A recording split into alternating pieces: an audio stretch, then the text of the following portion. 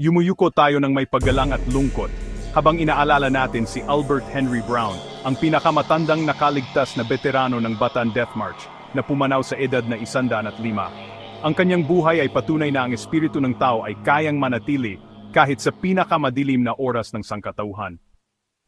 Nahuli noong 1942, nakaligtas si Albert sa kilalang 65 milyang martsa ng gutom, kalupitan at kamatayan, 100 kung saan libu-libo sa kanyang mga kasama ang namatay.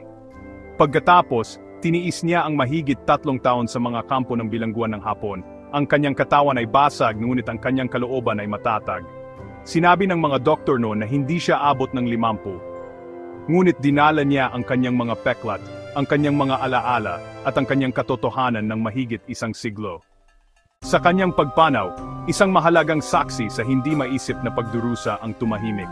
Ngunit ang katapangan, pagtitiis, at tahimik na lakas ni Albert Henry Brown ay mananatili magpakailanman, isang paalala ng kung ano ang tiniis at ng kung ano ang hindi dapat kalimutan.